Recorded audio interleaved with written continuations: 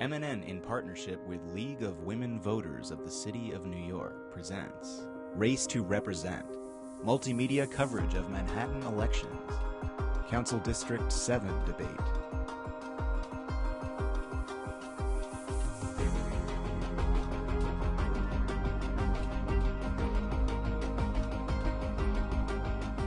Welcome.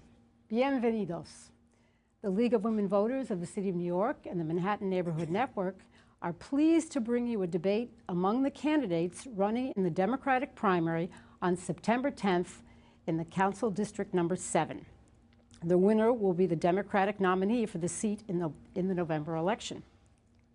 These 7 candidates are running in a new council district that was drawn by the New York City Redistricting Commission following the results of the 2010 census. This district, like others in the city, represents approximately 168,000 residents. I'm Kate Doran, and I represent the League of Women Voters of the City of New York. The candidates are seated in the order of their closing statements, and we'll have several rounds of questions.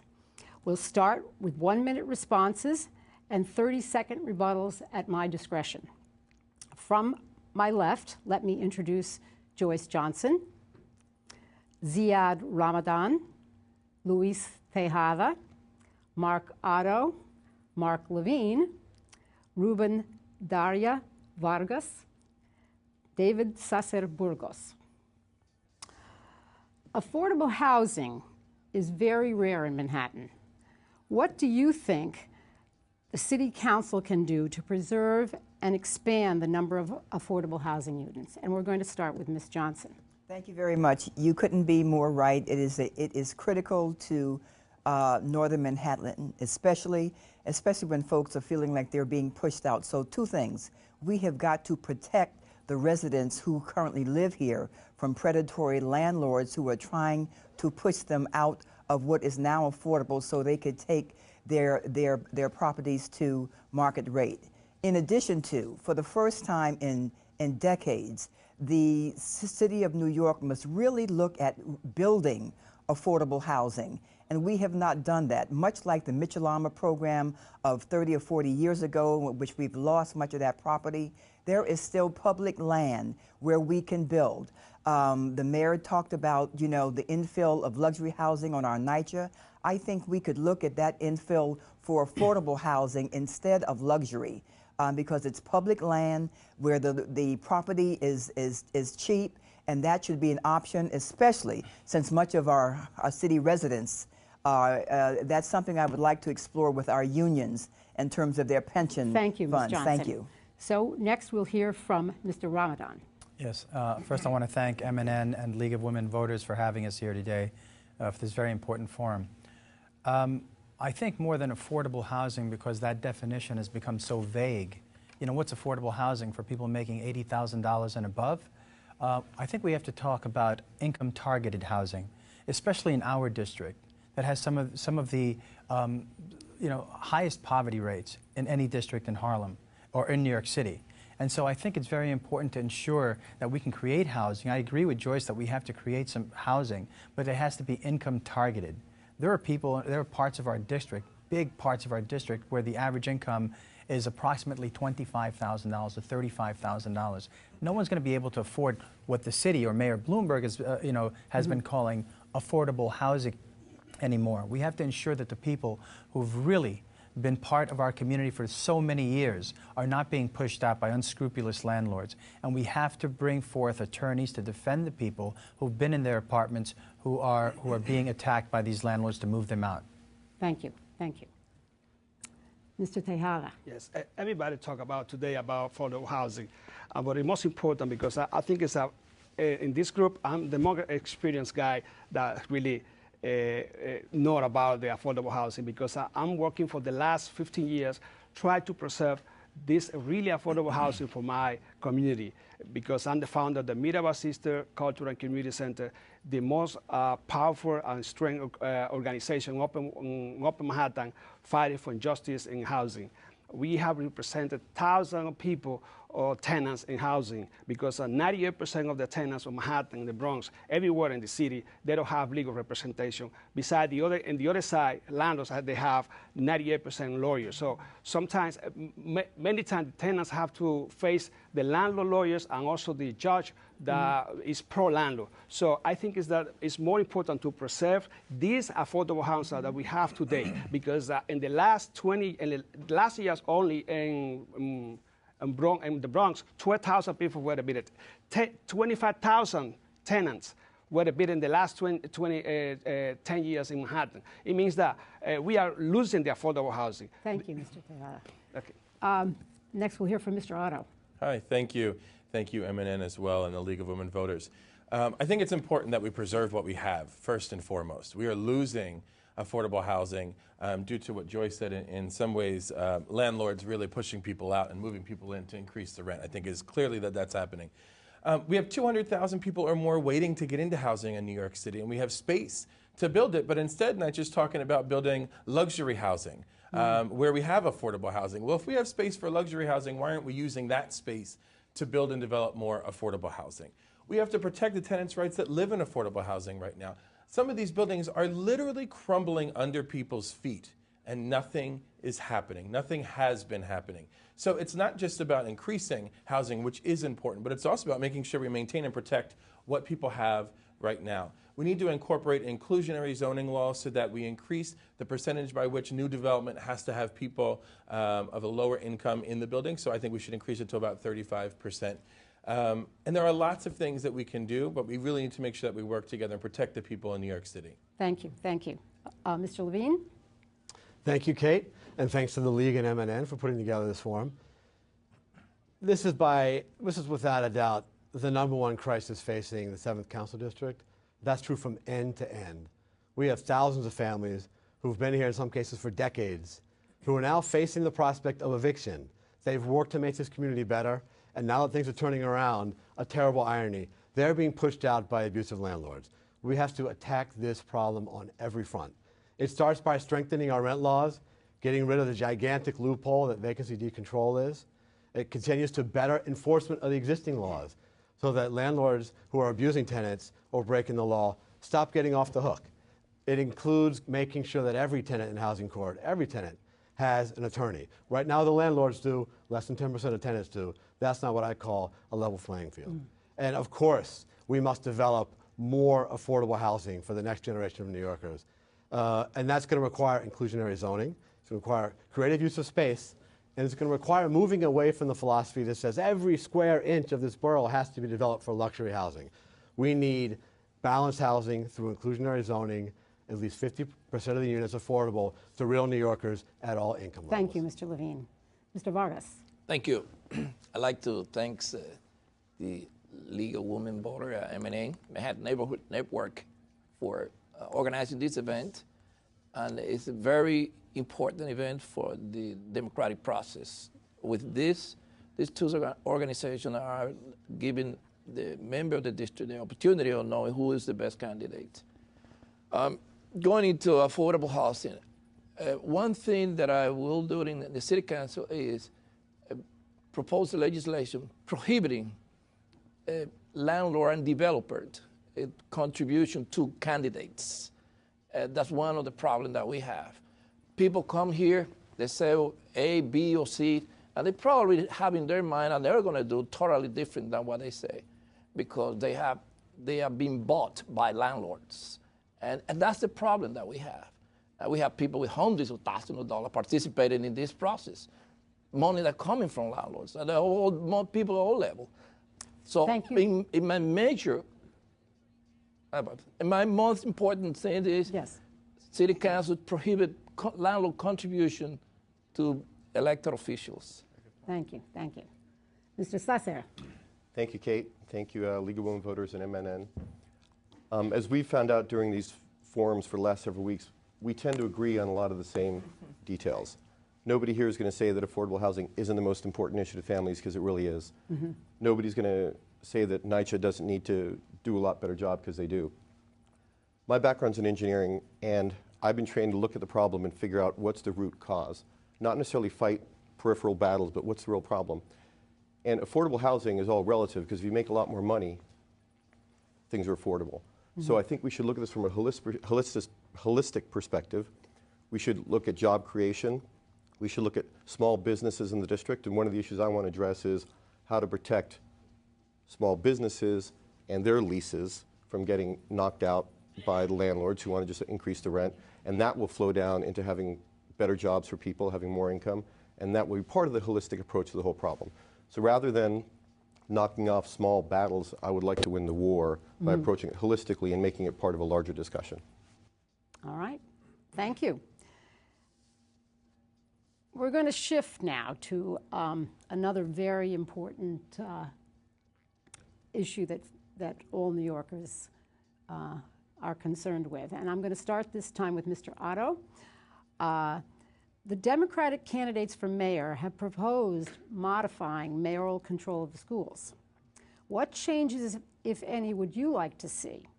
For example, do you have a position on putting charter schools in the same buildings with traditional public schools? This is a really important question, and I'm glad that we're asking it. Mayoral control as a whole, I don't want to get rid of now. I think it is something we should look forward to as we move forward. I don't think it's something we can overturn today and be ready to go tomorrow. We've had too many years under mayoral control that if we were to end it now, I think the city would be a bit in shambles trying to figure out how we create another system to make sure that our schools are working well. So I think it's a process to look forward to down the road. I don't think it's an immediate action. In terms of charter schools, I have actually met with charter schools, not just the principals, but leaders of charter schools, to really talk about what it means to be co-locating. I'm in a building, I'm an assistant principal of a public high school, non-charter, in a building with 5 other schools sharing space. All of them non-charter, but we are co-located, right? So I understand the struggles of being co-located because I live it on a daily basis. The biggest issue for me about co-location is making sure that those schools that move into public space have to meet the needs of the public that live there. Right? So making sure that our charter schools do eventually get to the place where they're meeting the same number of special ed students, ESL students in that community. If they have the ability to reject those students, that's where we have a problem. If they are meeting the same needs of other students, then I don't think co-location as a whole is an issue. All right, okay. Mr. Tejada, we'll move to you. Well, co-location school, I think is the we are fighting that against. We are, as a community center that I founded, that we are working in those schools in Washington Heights and District 6. We are totally against that, the co-location, because definitely there is discrimination between those that stay in the public, the public school and then those that come to the private school. So that's why Otto says it means that they don't take any bilingual student. They don't take low-grade students. They don't take a special ed student. They don't accept, including the UFT members. So this is ridiculous to put money of the taxpayers in the charter school when those students of public school needed this for after-school program. I think is that the most important right now is to reinforce, to put the money in the public school, and then not let the money of the taxpayers to the charter school, because you see in this campaign right now, for example, charter schools are supporting candidates. For example, Mr. Levine, he's taking money from charter school. So also the charter school is a part of the process of private sector to support the politicals in the city. Tejada. Should we go? Perhaps we should go to Mr. Levine next. Well, I'll answer the attack in a moment, but I want to start by saying this issue is deeply, deeply personal. I'm a former public school teacher myself. My wife and I have 2 boys who attend the public schools. School governance is key to the success of what happens in the classroom. I don't think anyone wants to move back to the bad old days, but I'll tell you, we got to make some changes. Parents like myself and my wife have been completely locked out of the decision-making process in our kids' schools. We have to strengthen school leadership teams. We have to give real meaning to school CECs, community education councils. We have to have a citywide panel of education policy that isn't just a rubber stamp for the mayor. It needs to be a real robust forum for debating public policy.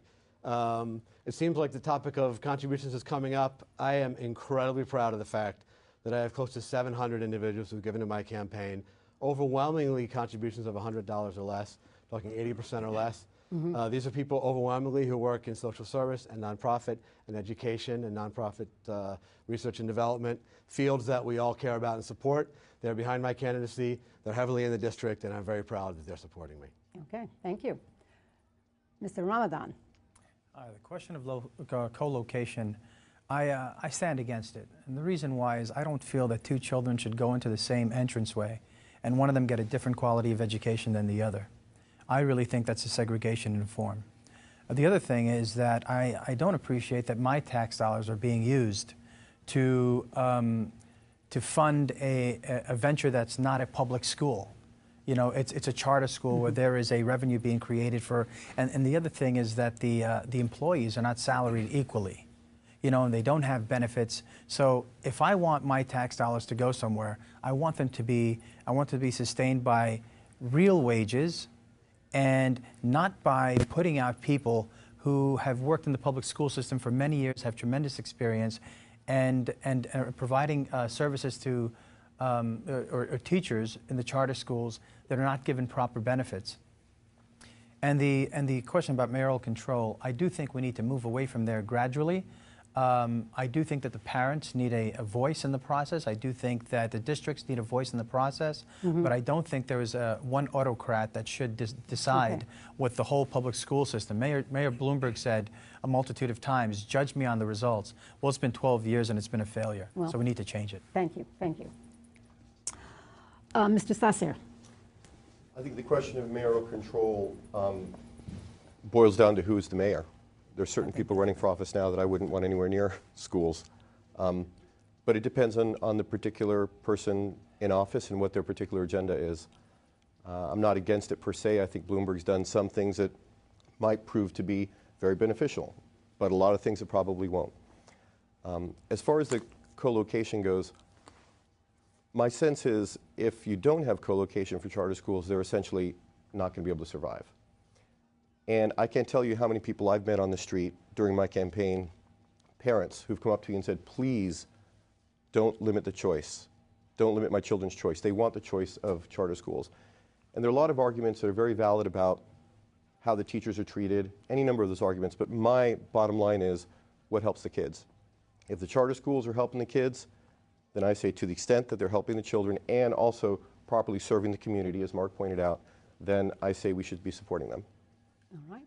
Mr. Vargas. Thank you. I'm Ruben Vargas, and I one of the major supporter of Mayor Michael Bloomberg in his policies, in the majority of his policies. But there is one that I have a little different with, is the way the collocation of school.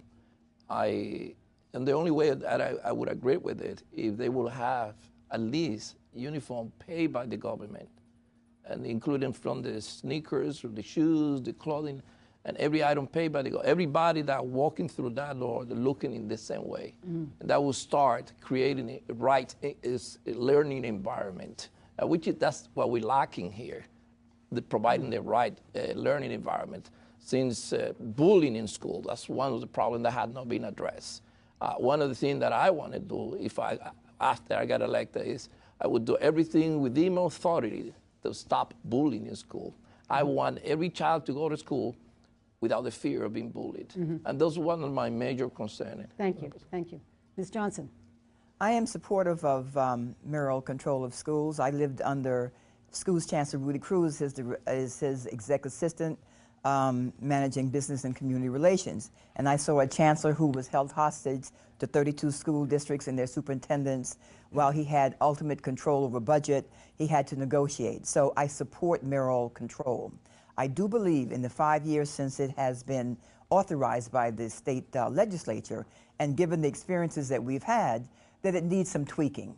Indeed, to give parents more control and involvement at all levels, at the school levels, and certainly the CEC. And so the balance of power should be tweaked in some regards so that it's not a rubber stamp. I do also think, in terms of co-location, the whole issue of co-locations, charters versus public schools, they are all publicly funded by our dollars. And at the end of the day, we want places of teaching and learning supported by public dollars, that's the best that we can have anywhere in this world. And so with that, you know, let's not punish the poor kids who, there are 53,000 parents who are saying, who are lined up to go into charter schools and have no place, and it is by lottery. So some of the things we're talking about, the disparity, indeed, that we have, in terms of who they take and whatnot, it's initially a lottery system. So there's much to be tweaked, but let's be very clear. These are public schools, and at the end of the day, in the beginning of the hour, it must be the outstanding places of teaching and learning for our public school students that we've got to make sure go into an economy one day that they can thrive and survive. Thank you. Can I please add something very quickly that I think is incredibly important about the charter school piece? It is not about us versus them. That is politically, it feels good, right? It's great for politicians to choose a side about whether we should or shouldn't have. That is the wrong conversation. It has been the conversation for the last 12 years, and that is the wrong one. It is about how we work together. It is about how we take the experiences of the freedom that charter schools have and how the bureaucracy of the DOE says that works there, we're going to now transfer that to our schools, and they have not done that. And it has created the haves and the have-nots because both systems don't get to work the same way. It is about sharing and partnering. It is not about us beating up who works in a different type of school. And until we're honest about that reality, we will continue in this situation. And it's time for our leaders to speak honestly about what's going on and to be true leaders and not to just choose a side because depending on where you live, that's the side that gets votes. Okay. Well, it sounds like there's quite a lot of agreement there. The next passionate issue. Yes, it's important to all of us. It's important to everyone, absolutely everyone. Now, the City Council is the body that you all hope to join. We understand that the City Council receives approximately $50 million in discretionary and member item funding for the total 51 districts. What is your position on how this funding is allocated and who determines how the money should be used? And I'm going to start this time with Mr. Vargas. Thank you. This discretionary funding has been a serious problem. There have been people known, elected officials known to have a great deal of that amount of money in an account separate than with their right account. Everything has happened. They are elected officials using those money to give to organizations, to those non-for-profit organizations, and to use that money at will. I think the discretionary money is, well, they're talking about to IG to the police department. I think the IG should be into the city council and all of the members of the city council. We need an inspector general in the city council, and that I think it will help the process to properly use those discretionary funding. All right. Mr. Ramadan. Let me just say to start off that I don't think the Speaker of the Council should be the person who allows committee conversations to have, to okay committee conversations. But in regards to the budget, I think it's important to distribute the wealth where it is most needed in New York City. I think that there are neighborhoods that have been historically underrepresented or have not held high seats in New York City, citywide government. And I think that's held a lot of funding from coming to their communities. I don't see why we should repave nicely paved streets in a wealthy area when we have badly unpaved streets in areas that need them to be paved. Mm-hmm.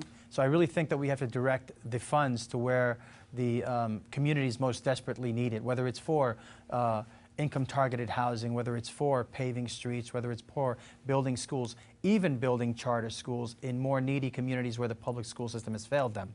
So I think it's vital that we send our funds to the areas that need them the most. All right. Mr. Levine. Well, the way the City Council gives out money now is in desperate need of reform, not only because of the corruption cases which have been in the news, but in the normal course of business, the way we give out this money is based purely on politics. Those districts which have a council member who's in good graces with the Speaker get a lot of money. Those districts which have council members that dare to take on the Speaker get less money. That's fundamentally unfair to New Yorkers. and it allows for the worst form of politics and backroom deals. This money should be given out openly and transparency. I support participatory budgeting, which would allow for a portion of all of that money to be distributed based on meetings of members of the community who, after all, know best what their community needs. And beyond that, it should be a formula based on the need of the district and based on certain population parameters for fairness.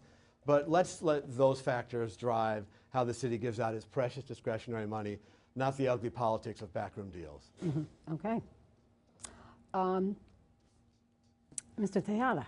Yes, I think discretionary money is very important for all the communities, because all the communities have the same need, different needs, but all of them, they need the money. So, and we cannot say, okay, we need it more than the other one because of different needs. I think it's that we have to regulate in order to share the money according to the reality of the city. No, but we have to be regulated, not under control of the speaker. So the only way that we can, the way that the city council uses the money is the problem. So sometimes it's like you have your own budget in your house. So you have the budget, but sometimes you spend the money not in the needs of the children or the family, but going to giving to the store, go to drinking alcohol, just hanging out outside. So what is the need of this community is the way that every simple council should use the money. So I think it's very important to use the money, to allocate those monies before the program, so before they assign the money to the city council. So what is in priority needs? What is the most important? So we have to regulate in city council how this all the candidates or all the elected officials should use the money instead they give the money to the council and then they use it in the way that they decided to. Sometimes they use it to have a group of community-based organization or group of tenants or group of community members to allocate the money because they want the people they work for them for the campaign. Thank you. Thank you. Ms. Johnson. We're talking about discretionary. What brought to mind was equality of opportunity and need-based. And that's sort of the bottom line. A budget that is the council's budget of $50 million should be initially drafted by an outside entity, outside of the speaker's hands, outside of individual council members' hands, an individual budget that then comes up to the top for the entire council to vote on. The recommendations, substantively, based on need, equality, and opportunity, for all the reasons that have been said. We all know it is polluted. It should not be dependent on what part of town you live in, your closeness to any political person. And I also agree with the issue of, not the issue of, but the idea of participatory. Then when you get this pot of gold that is everybody wants, then have full community involvement in those issues and projects from the bottom up. Let the community recommend those things that they would like to see this money going to it, and obligate the council member to act on those particular things based on the community's vote in priority order. Thank you. Thank you. Mr. Sasser. I would agree that, once again, we tend to discuss a lot of the same things. We tend to agree. I think participatory budgeting is very important. And I want to touch on something else Mark said, because I think, Mark Levine, because I think the issue in the city council, the politics of the city council, whether it's money, whether it's any other issues, that is the real issue. Once again, it's part of a much bigger problem. In fact, if you look at how our district was redistricted and how we are treated, one of the reasons I decided to run, because I felt completely disenfranchised by the whole process. I've never run for office before, and I figured I want to do something about this. I'm not a politician, I'm learning as I go along, but I can see as a citizen what's happening with the budgeting and with the city council and with the council leader, et cetera, and that filters all the way down to literally who I get to vote for on voting day. I think the only answer, or the biggest answer, is transparency. We need to shine a light on exactly what's happening in city council so that random citizens will understand what's happening, including how we are selected, who selects us, why are we up here, why aren't more people up here. Every citizen should understand that and feel like they're included in that whole process. Thank you. Thank you. Mr. Otto. I'll be short. We would, I would incorporate participatory budgeting for sure in the 7th District. I think it's really important that the members and the constituents in the community have a voice in where money is spent. I think it's sad, however, that we even have to talk about transparency, like that's not already part of the process. That this many years into our democracy, we're still trying to figure out how to tell the truth and how to be honest. And that there are so many people who feel disenfranchised by the people that they elected because the minute they get into office, they don't see them, they don't hear from them, and they have no idea what's going on. Most people don't even know that discretionary funds exist. They don't even know that they exist or how a decision is made that they're spent. That is a serious problem, and I think it's sad that we would even have to consider that our speaker can't give out the funds in a way that makes sense, right? And we are in that situation, and I get it. I'm not saying that you're wrong. I'm just saying, how did we get to this place that the people we elect, so we elect you and say, but I can't trust you, so now we have to hire someone to watch over you because I can't trust that you're going to do what you promised to do. We can do better than that, and it means hiring people outside the political machine, finding someone that is fresh, that is honest, and that is actually of the people. Thank you. And it really goes. It goes to your point and my point of that independent entity. We are no longer independent, and that's just a political structure. Yeah. And so independence at all levels, some other observer who has no vested interest in the process is what we need more and more throughout government.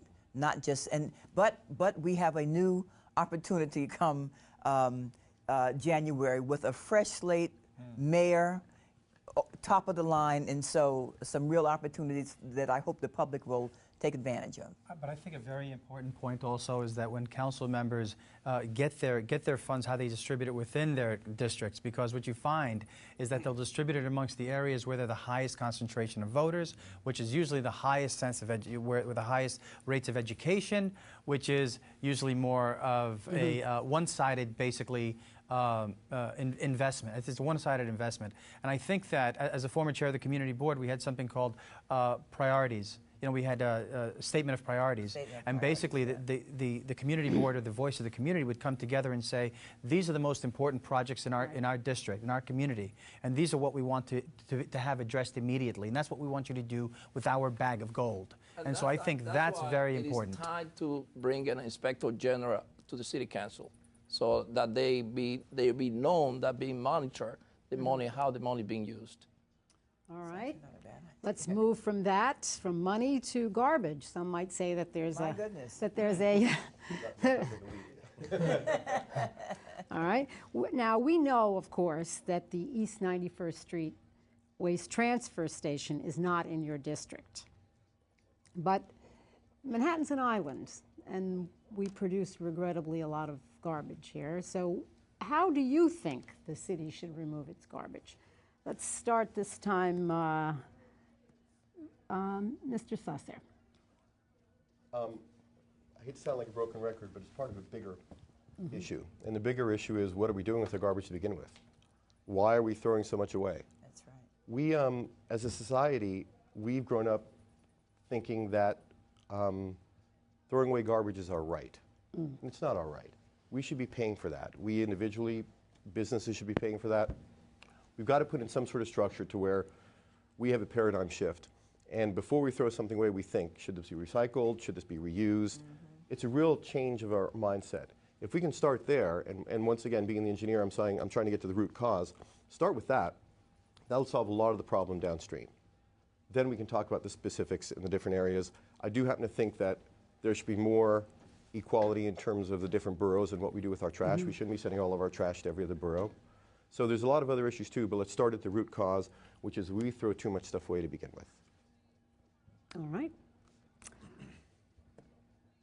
Mr. Tejada. Well, garbage is a concern for everybody in the city. And everybody have tons of garbages from every day, from different apartments, different houses. So this is a big issue that we have to take care. Nobody wants the plant. Whatever they want to move the plant from the 91 East to Rhode Island or Brooklyn. So I think it's that the city should work on the new plant, but we have to build a little bit out from the entire city.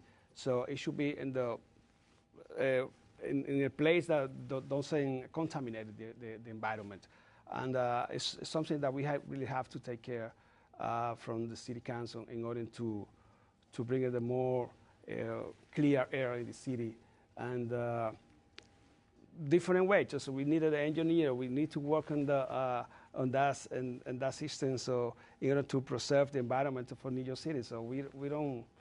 We see we have a lot of people here with asthma. So we have another plant here in District 7, the Riverbank State Park. So this is another problem that we have here. So it's not only in the east side, but on the west side. Right. So we have to take care of that. But in the city, as a city council, we need a plan to clear New York, because my is New York first, beside anything. Thank you. Mr. Otto. So it's definitely part of a bigger plan. I mean, the fact that we throw out as much trash as we do is really unconscionable, but I think it's a lack of education. I think the average person does not know where their trash goes, doesn't know how we get rid of trash, doesn't know enough about what can be recycled, where do I recycle it, how do I recycle it, and it even comes down to our apartment buildings. How do we make sure that buildings educate the people that live there and make it easier for people to do the right things with their trash, right? So if you come down and you don't even have a recycling bin to put your trash in, I guarantee you people aren't going to find one. They looked, it's not there, oh well, everything goes in the trash, right? And even on a school level, you know, working in a school, I love that there was an initiative from Bloomberg about recycling in schools. But then there's also a lack of follow-through. So as a school leader, I had to comply with the recycling requirements, which I thought were good. However, we then had to use school funds to buy the containers to recycle with. Right? So we had to take from classrooms, take from supplies, take from our kids in order to support the program. And if we didn't recycle, the principal took a personal hit with a fine, not the school. The principal got fined, right? So again, how do we lay these processes out so that people can comply, that they know what they're doing, and that they're supported in the process? Thank you. Thank you. Mr. Ramadan. You know, it would be wonderful if we could make trash disappear, right? If we had the science to make it disintegrate, so to speak, right? And I think we can get there one day. But regarding the waste, the transfer station, you know, that was actually planned to put up in our district over 10 years ago. I was the chair of the community board, and I worked with organizations like We Act and other environmental agencies to fight having another facility dumped in our community. We hold the bag on the facilities for New York City. We have bus stations. You know, one of my colleagues here had to take an asthma inhaler hit before we started today. And I grew up with asthma because I grew up in the community for over 42 years. But these are the kinds of issues that we have in our community. We're receiving emails about rat infestation. We have more rat infestation than anywhere on the island of Manhattan. And I think we have to figure out a solution that ensures that the trash responsibly gets out of our district. And I do think we have to enhance recycling, and, you know, just throwing away like a papaya peel or watermelon peel. I just so wished that I could put it in a compost, and they're not around. And I really think that the compost program would be successful, and if we can work with community gardens, that would be outstanding. But I do think that the community really has to be educated about the environment and cleaning up, because it brings on so much more other negative things, and we have to make our communities cleaner, obviously. You can talk to me later about compost. Sure. Okay. Mr. Vargas. Thank you. Well, as someone said, we would like that the garbage to disappear. However, it can disappear. Although I'm a little surprised that nowadays, with the technology that we had not been able to develop something better to be able to use to get rid of the garbage. Because it's not fair when we say we're going to send it to Staten Island, or we send it to any neighborhood or any place. Nobody wants that. But however, we have to take care of the problem. Garbage is one of the major problems in killing our environment. We talk about sometimes quality of life, the protection of the healthier environment, but like we know, the garbage is one of the most serious problems. When you walk in the neighborhood and you're passing by, and that's a serious problem. However, we had not been able to come up with the right solution, and I hope sometime soon we'll be able to. Our scientific will be able to come up with a better solution to solve that problem. Thank you. All right. Ms. Johnson. There is an idea, what Zed mentioned about we cannot get rid of our garbage and waste. There is a move afoot to zero waste for all the things that you're talking about. It is the technology, but more than that, in terms of public policy, not only the council, but the mayor and every administration, we've got to get serious about recycling, recycling, and provide the resources and the backup to make it happen. It also, it is a holistic approach, educating our public, but it begins with the legislation and oversight that says that we must do it, and then we do it. And looking to composting, he's not wrong. In fact, I wish I'd had this question before you, Zayed, because you took my entire speech around this. So it is all of these things companion, but more than that, it's the seriousness about sustainability in general, so that and that in terms of manufacturing products, you know, tin cans, a lot of products now are in plastic and whatnot that are biodegradable. Things like that, so that when all is said and done, zero waste, you know, there's not a tin can in here. And all those kinds of things that have to go to a hill or trash where we put over and build something nice. Right. So it's the seriousness of public policy first and foremost, and I agree with all of my colleagues for all the reasons that we've said, holistic approach. Mr. Levine. Sadly, the way this city has dealt with deciding facilities like sewage treatment plants and waste transfer stations has been profoundly unjust for generations. Low-income communities, communities of color, have had such facilities sited there disproportionately compared to the rest of the city. They've been asked to shoulder far more than their share of the burden. And unfortunately, District 7 has borne the brunt of this kind of policies, where we've got the massive North River wastewater treatment plant. And until not too long ago, we had a waste transfer station at 135th Street, which was closed as part of a broader plan that the mayor put in place that would require a new transfer station open on 91st Street. I've been critical of the mayor on many, many fronts. This plan to have true equity, borough equity of how we transfer our waste is profoundly just. And if we don't open that transfer station on 91st Street, there's a significant danger that those of us in District 7 near 135th Street will have to suffer yet another unfair sighting as that plant would be reopened.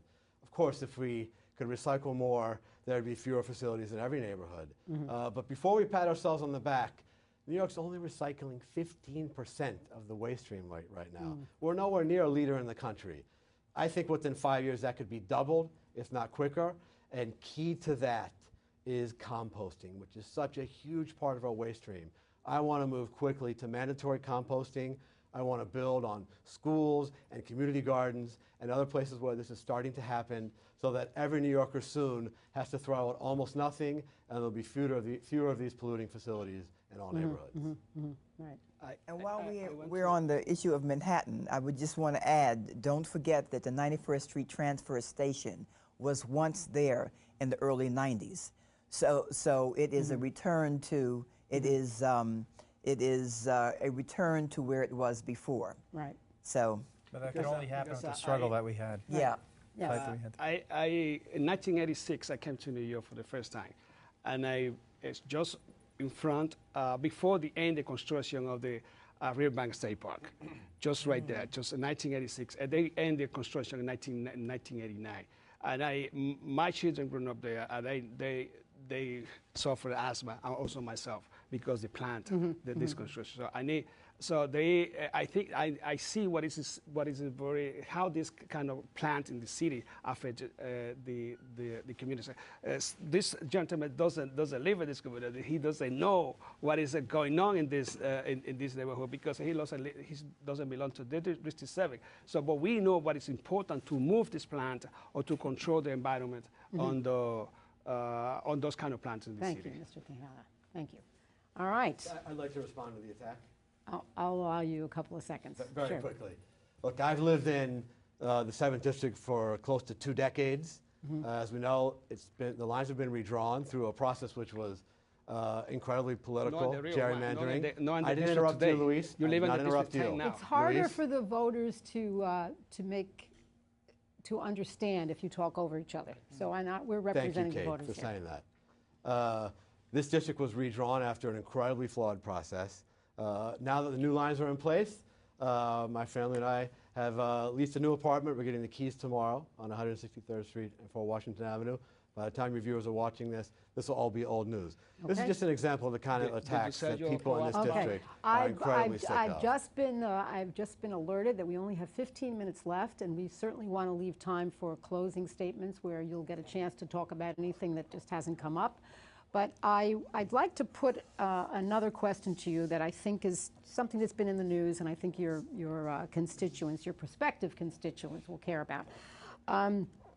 There may be a change in the stop and frisk policy that's been making big news. What would you do? Would you endorse stop and frisk? If you don't, what would you do to make our streets and neighborhoods safe? It's critical, you know. New York has felt safer to most every citizen, and the tourists have made that clear that they find it a world-class safe city. So let's start this time with Mr. Ramadan. Yeah. You know, we have 35,000 police officers, and they do tremendous work in protecting all the citizens of New York, and we completely support them. I think that the policies of the NYPD of stop and frisk has to end.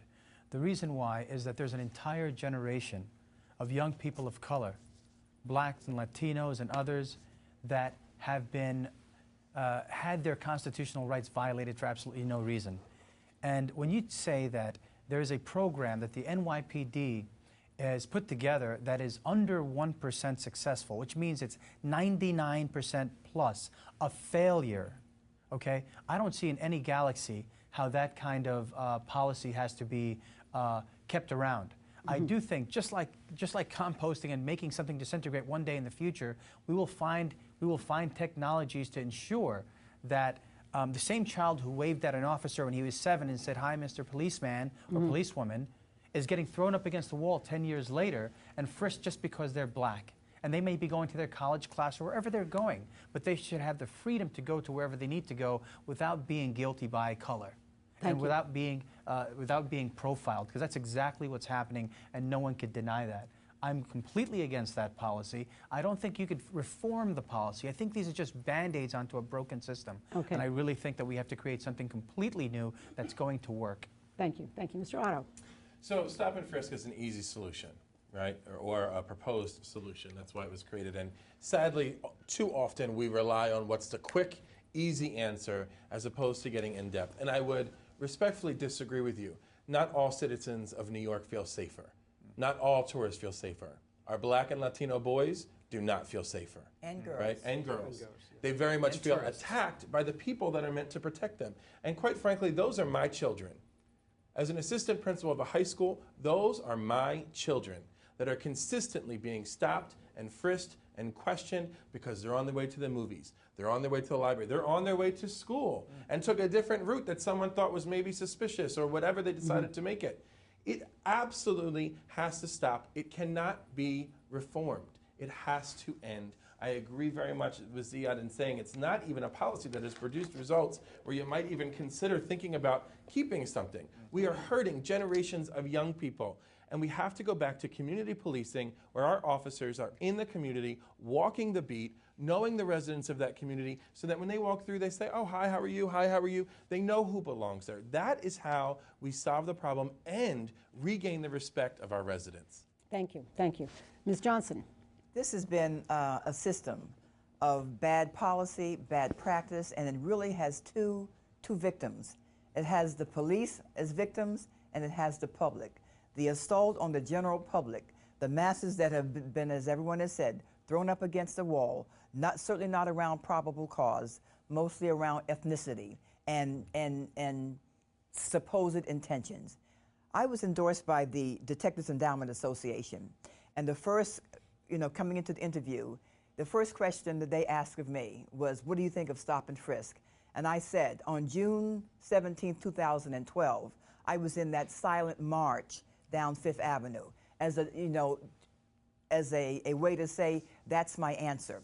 But what in the conversation that followed, what transpired, and I talked about the volume and the numbers and the lack of success, and they said to me, well, the police officer on the beat they have it as hard as you do because as part of their performance evaluation, raises and all of that, this quota, a quota is tied to stop and frisk. So they naturally have beefed up, you know, tied to their performance evaluations and raises. So it has been and common sense tells you, human nature tells you, in your job, if this is a criteria for employment, continued employment, or increases in pay, Right. that's what you're going to do, and that has been an assault, and so it is a failed practice. It should have never been, never been. Okay, and thank you, so thank public you. safety is paramount. Right. The police do a fine job, but we will have a new mayor. Right. We may have a new police commissioner who does not think in the terms of simple stop and frisk.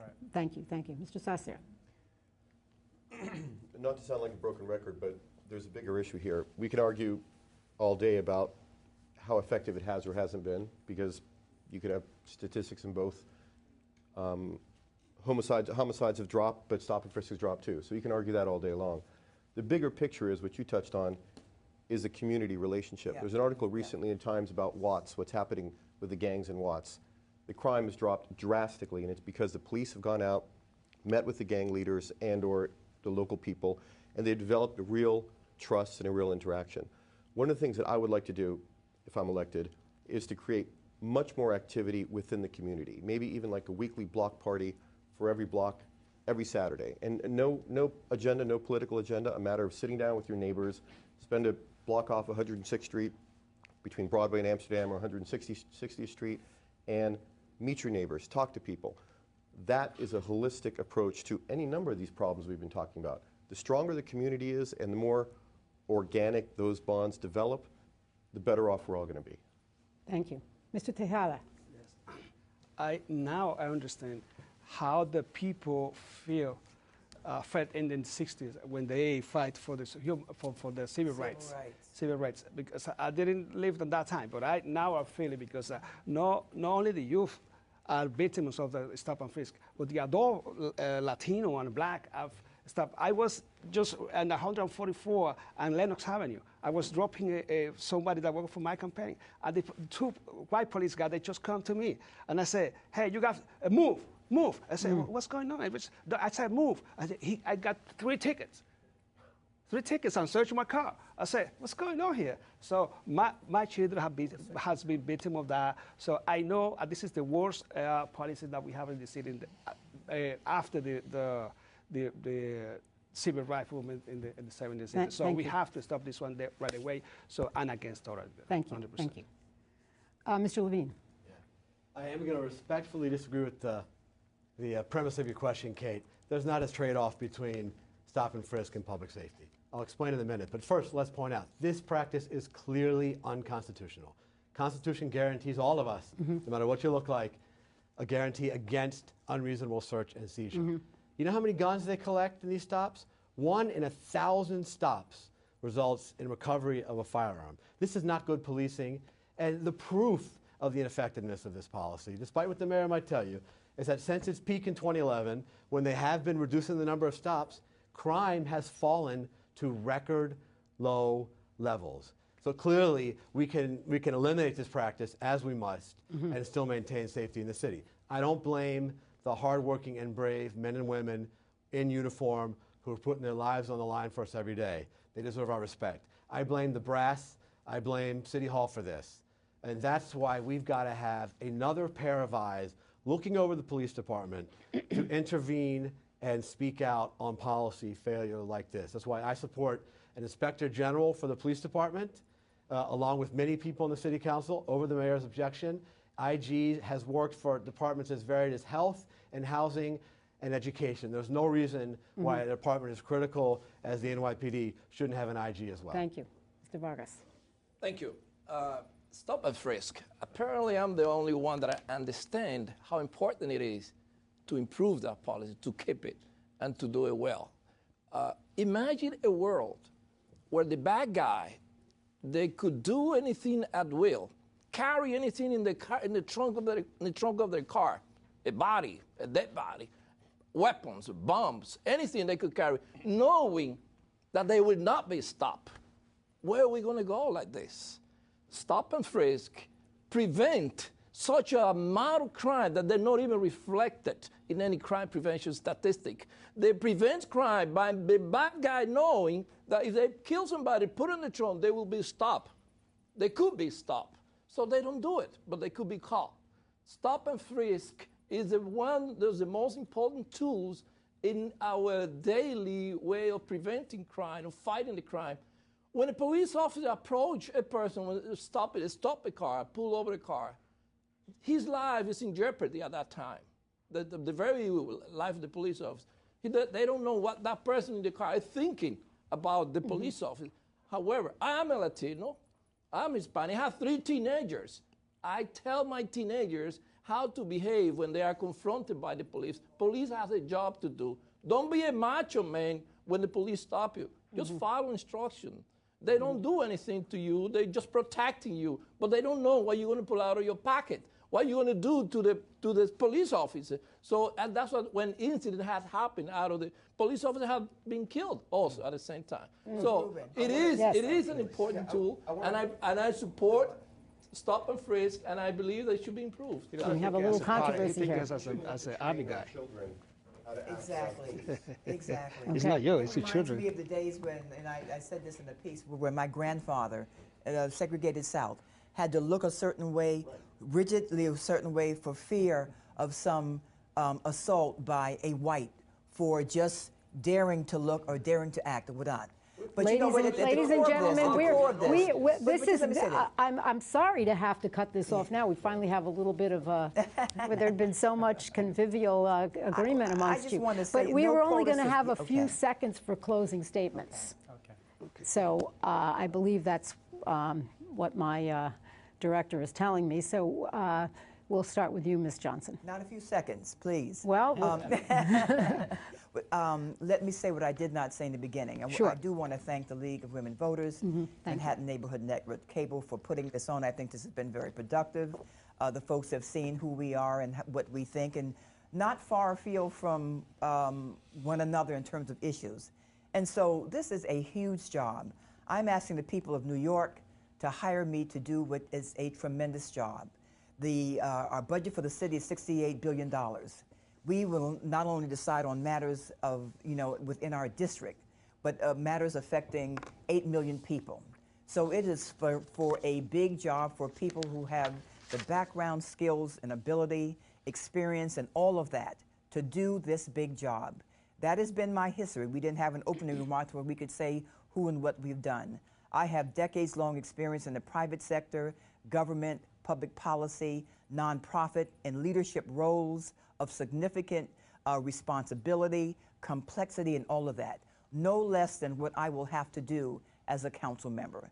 So once again, as an employer, you the public, you're going to decide who you want to hire in this field of very worthy folks. And I ask you that as we go on through the rest of the campaign, some 41 days, 42 days now, you look and examine our records, but more than that, you look to see the footprint that we've had on community, the work not only we've done in community development, but the work we've done in our private lives, our public lives, in the jobs we've held, and the positions that we've held of authority, complexity, because this is a complex world, this is a complex business, and we want to make sure that the best qualified people go to a city hall. Thank you. Not just the most likable. Thank you, thank you, thank you. Mr. Ramadan. Or best-looking man. Thank you, League of Women Voters, and thank you, MNN, again, for allowing our fellow Manhattanites the opportunity to meet us and to try to figure out who they think is going to be the best representative for them in the City Council in the next 4 years in District 7. I was raised in the Northern Manhattan area for over 42 years, and I am intimate with the community.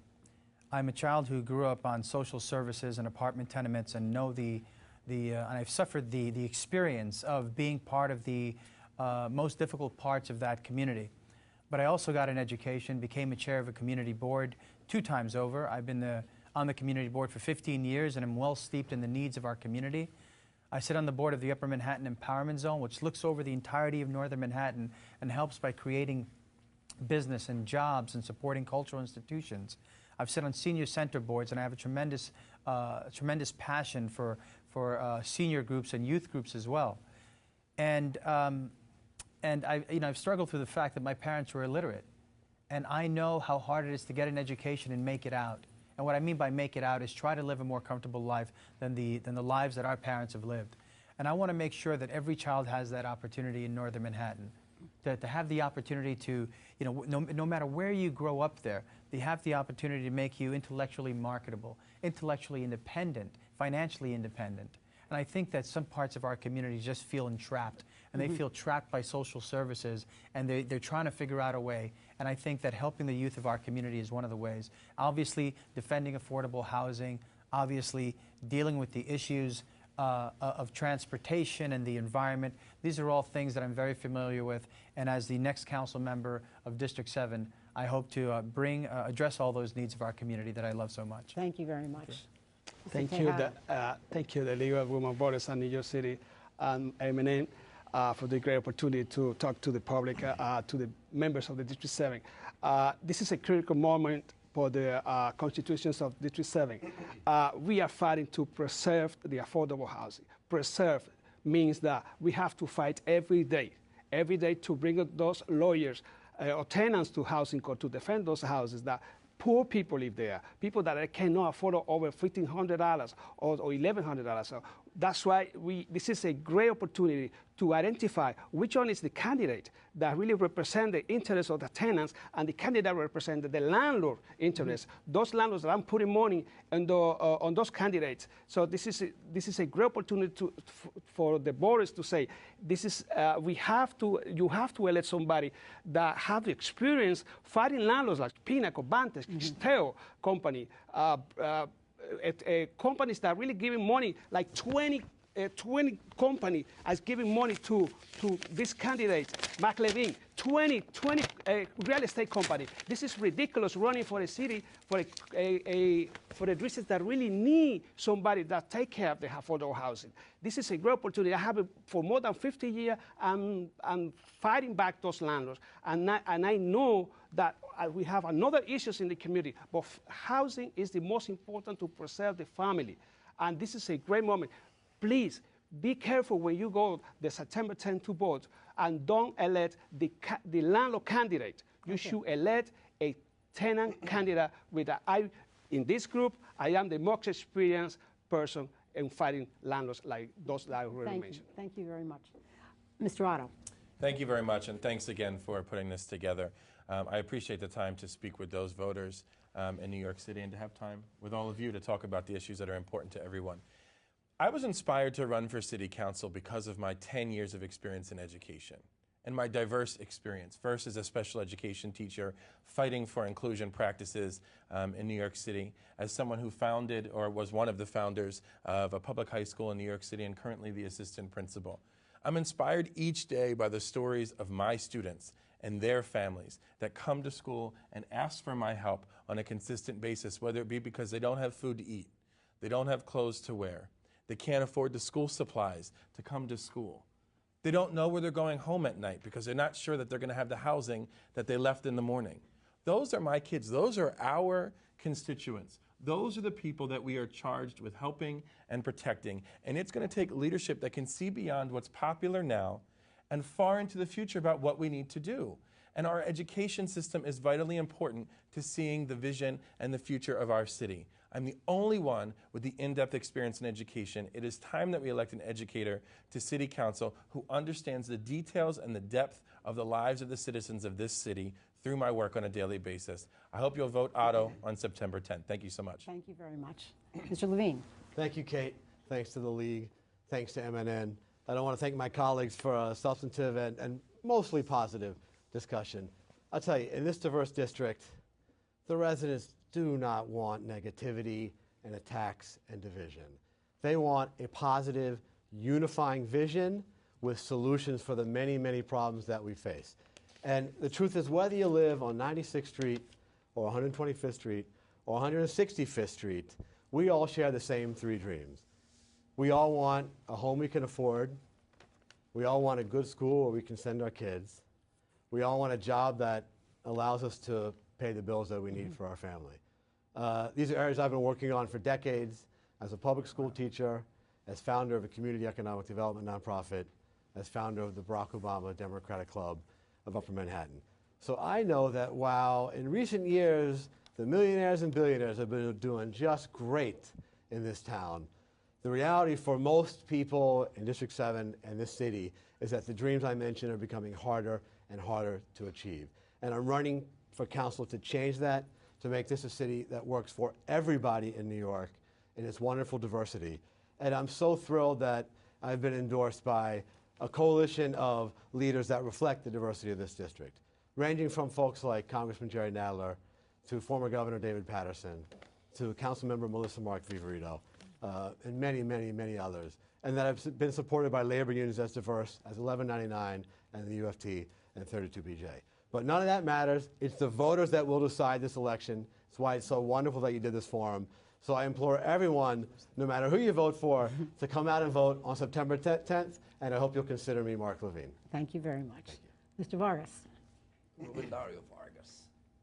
Yes, people say A, B, C, but they know in their heart they mean they will do different, because they cannot do different, because, they cannot do what they say, because the people who have bought their candidacy will order them to do different.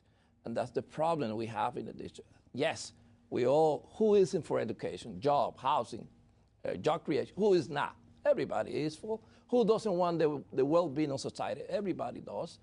But now who has the ability, who has the bigger amount of discretion to make the best decision for the community is the one who has not solved his ability to make decisions. And that's what's happening here. And they could say, we don't want negativity, they couldn't say this, but they said that because they have committed to do totally different than what they have said. I'm Ruben Dario Vargas. Becoming an elected official, a member of the city council, will enlarge my ability to provide inspirations, motivations, and leaderships to people of goodwill. And with these people of goodwill, I will work tirelessly for the construction of a better neighborhood, better District 7, a better city of New York, with fairness and justice for all included, without exceptions. I am Ruben Vargas, and I ask for your vote on September 10th. Thank you. Thank you very Thank much. you. Thank you very much. Mr. Sosser. As I said earlier, I have an engineering degree. I also have a business degree from Columbia University, and I'm LEED Green accredited by the Green Builders Association. So I spend my days working on sustainability and energy conservation. I've also, for the last 6 years, been a board member of Visionary Media Organization, where we've raised hundreds of thousands of dollars and created hundreds of jobs for blind New Yorkers. So my days are spent working on sustainability. My nights and weekends are spent supporting and defending the disenfranchised. My mother was born and raised in Morningside Heights. My roots go back for generations. Her parents had a bodega on Amsterdam Avenue. I've lived there since 1996. So I know the community. I think you, the voters of District 7, are faced with a choice. You can vote for any one of my esteemed colleagues, most of whom have spent decades working on these problems, and they will go out and fight the good fight, and they'll feel really good about it, and you will probably feel really good about having voted for them, but how much of a difference is it going to make? How much will it move the needle? Or you can vote for, I've never run for office before, you can vote for a non-politician who tries to look at every problem from a holistic perspective, and what's the real problem, what's the real solution. So if you vote for me, David Sasser Burgos, you may not get all the same battles that these people fight, but we'll win the war together. Thank you very much, everyone. I get a closing statement also. Thank you, all of you candidates, for participating in today's debate. For more information about voting, candidates, your poll site, contact the League of Women Voters of the City of New York at www.lwvnyc.org. You can also go to vote411.org for voting information that you need. And if you like to talk to a person, you can call us at 212-725-3541. Remember, only registered voters enrolled in the political party having a primary election may vote on September 10th. All registered voters, regardless of party, vote in the general election on November 5th. Thank you very much. Muchas gracias.